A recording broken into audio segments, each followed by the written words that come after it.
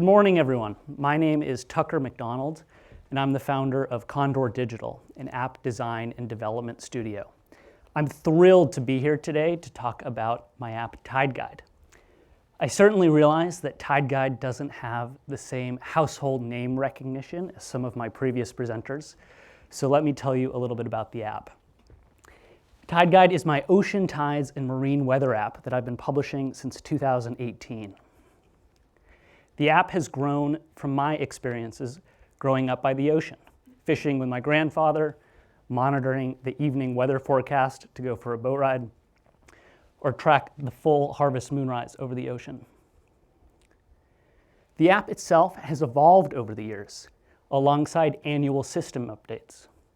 I've always admired apps that adopt the latest design patterns and system features. So this is something that I try to do with Tide Guide every year across all platforms, including iPad, Watch, and Mac. I've always strived to have the app feel purpose-built for each platform, from being super simple and glanceable on Apple Watch to having more informationally dense layouts on iPad and Mac. One aspect of the app that I'm really proud of is the interactivity throughout. I've always wanted it to feel tactile and fluid, be delightful to use. For me, this is what Liquid Glass is in service of, creating new ways to interact with apps without getting in the way. It lets interfaces feel alive without being overweight, expressive and functional without being distracting. So this morning, I'm excited to share a little bit about how I've been adopting Liquid Glass in an app that's all about water. There are the big and default changes to nav and toolbar buttons, added margins around sheets and containers. But my favorite parts are a variety of subtle ways that you can use glass effects within the interface to enhance interaction and add clarity to the design. What surprised me most with these effects is how subtle many of the improvements can be, yet how dramatically they can refine the feel of the interface. A little concentricity here, a little shimmer there, and all of a sudden the interface feels more intentional, alive, and functional. So today I'll go over some of these effects and show how and where I've used them in Tide Guide, and highlight a couple aspects of the design more broadly that don't require any glass effects at all that I've enjoyed adopting. So one of my favorite aspects of Liquid design as a whole is the interactive effect. And this is most obvious on buttons. This wouldn't be a design talk without going over a little minutia of a button. Buttons are obviously essential to all apps, and I'm a fan of buttons that feel like buttons in all of their placements. Proper touchdown states, animations to handle loading, etc. And in Liquid Glass, buttons have this beautiful new style. This is what gives them the great behavior when they expand and morph under your finger. It's a small thing, but for me it creates this subconscious sense of delight. I found this effect to be particularly useful on smaller buttons, ones that are normally covered by your finger when you tap them.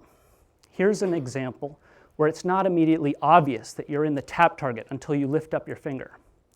With a Liquid Glass button style applied, you get an immediate reaction when touching it, and it makes the interface feel much more responsive.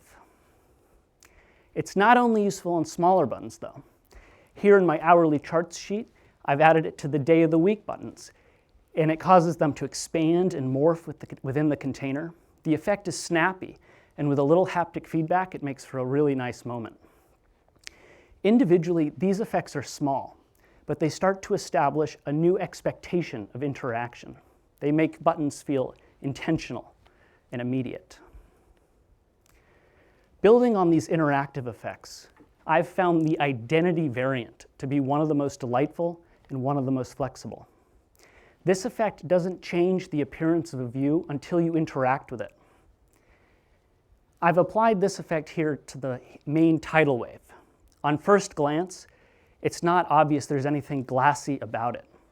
But as you start sliding it, the interactive effect adds a soft, subtle highlight beneath the wave. It's a small detail, but I think it's really delightful.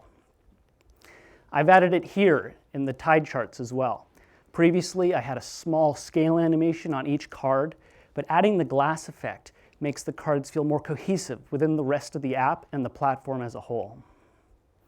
And here, in the hourly chart containers, the same effect is applied to the background, so when you scrub through the hourly conditions, the container scales and feels very tactile. Next, I'd like to show some examples of using glass in some kind of custom ways, similar to other system materials and colors. This is effective to draw attention to small details or spruce up an animated component or empty state. I've added it here, again to the tie chart, as a little highlight showing the selected water level as you slide your finger along the wave. And here, in the Station Empty view, when a new user is setting up the app for the first time, the glass material gives the rings of the radar animation a beautiful refraction effect. These effects have shown me how flexible liquid glass can be, beyond buttons and toolbars. It can bring a bit of delight to moments that might otherwise feel flat or overlooked. Next, I'd like to walk through an example of using some system components in a slightly custom way to design experiences that feel at home in the new design. I recently introduced a new Charts tab to the app. And one of the things that I think is really great is how users can set things up to suit their own preferences. You can change the timeline of the charts, the order, the height, and more. I first shipped all of these options in a context menu. I love this pattern, and context menus are great in so many places. But after using a bit, I noticed some friction and some paper cuts with my implementation. You open the menu, navigate to a submenu, make your selection, and the whole menu deconstructs every time. Very quickly, it can lead to many, many taps to figure out how you'd like to get things set up. Removing the hierarchy and putting everything in one menu, I didn't think was that big of an improvement. I find a list like this to be very hard to read at first glance. I've ended up using a glass popover instead, using the same components from inside the menu. I think this helps with the initial understanding of what's available, and you can change, fiddle, and find the options without the menu dismissing. You can even tap in and get a full sheet of controls, reorder things how you'd like, and when you're done, everything collapses back into the ellipsis menu, giving a sense of origin to all of these settings. I've used the same pattern here in the tide tables as well. With a custom component for various presets, the popover allows for just a little more customization than, say, using a control group in a menu. So beyond interaction effects and materials and updated components, there are a few aspects from the new design that I've really enjoyed adopting. The increased concentricity that Apple keeps talking about. I really do love the soft corners throughout interfaces. It makes screens feel much more welcoming and makes them feel at home no matter the device or screen space available.